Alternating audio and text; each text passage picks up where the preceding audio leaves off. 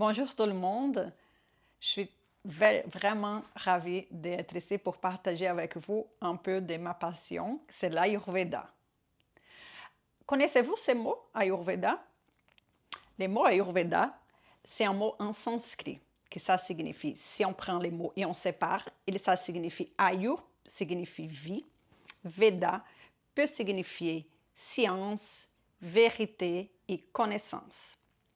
Moi, particulièrement, je préfère utiliser la traduction connaissance de la vie pour définir les mots Ayurveda. C'est quoi l'idée de connaissance? Okay?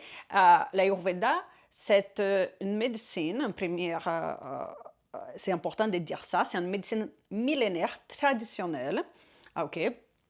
Qui c'est la plus ancienne médecine encore pratiquée. En fait, c'est important de vous dire que ces connaissances-là, c'est né 5000 ans plus ou moins en Inde, dans cette région de l'Inde en fait, l'Inde, Pakistan, Népal. Et c'est une synthèse des connaissances de plusieurs peuples différents, des sources différentes aussi. Il y a des tribus autochtones, il y a des ascètes, des yogiques, des sages de cette région et des médecins de ce temps-là, de cette époque. Okay? Ces médecins, ils ont écrit les principaux livres de références qu'on utilise, les écritures de référence, qu'on appelle ça en sanskrit des Samhitas. On a les plus anciens, qui c'est les Charaka Samhita, qui on ne sait pas exactement la date des livres, parce qu'avant, on n'avait pas tout, c'était beaucoup passé à l'oral, mais disons que c'est autour de 3000-4000 ans. Après, on a les Sushruta Samhita, qui c'est un livre qui parle surtout de la partie au niveau des spécialisés en chirurgie. Et on a les plus populaires, qu'on utilise les plus parce que c'est les plus faciles de comprendre, c'est les Ashtanga Hridayam, qui date plus ou moins de 1500 ans. Okay? Selon ces écritures et les connaissances de ces médecins de ce temps-là, de cette époque, on ne peut pas voir notre corps physique séparé des autres corps. C'est quoi les autres? Donc, si on pense à la connaissance de la vie, c'est quoi vie pour l'Ayurveda?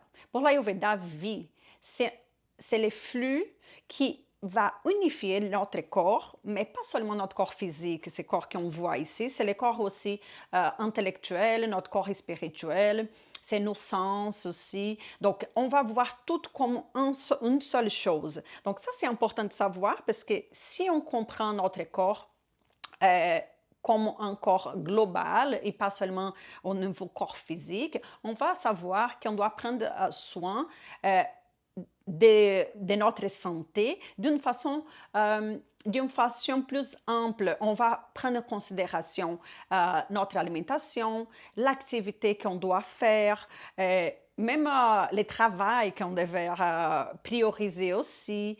On va prendre en considération aussi l'horaire de la journée, les saisons de l'année qu'on a, parce qu'on considère, l'Ayurveda considère, que tout va avoir une influence dans notre corps physique, mental et spirituel, dans tous ces corps-là.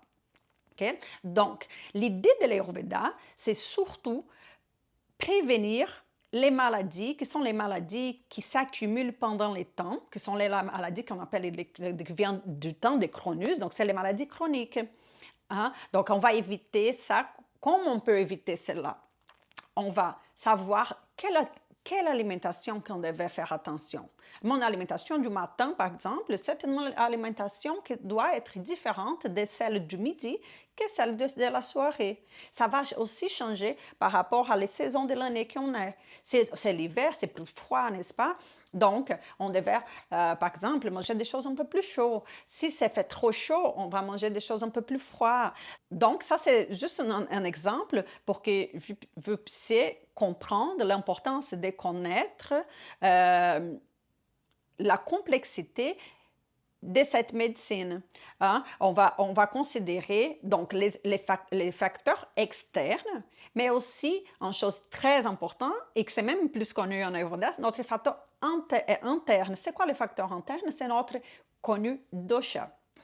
Donc, aujourd'hui, que c'est notre constitution, mais aujourd'hui, je ne vais pas entrer trop en détail, je ne vais pas même entrer en détail sur quoi un dosha. Je vais faire un autre extrait, une autre capsule vidéo pour vous, pour expliquer c'est quoi un dosha. Voilà qu'est-ce que j'avais pour partager aujourd'hui avec vous. J'espère que vous avez bien apprécié. Avec d'autres vidéos, je vais explorer un peu plus, on va entrer un peu plus dans cette profondeur de la connaissance, cette connaissance de la vie. Je vais aussi laisser ici en bas dans les commentaires les liens d'un texte que j'avais écrit dans notre espace savoir sur qu'est-ce que c'est l'Ayurveda. Et si vous avez aimé, likez cette vidéo et vous pouvez aussi partager avec vos amis. Merci d'être là. Namaste.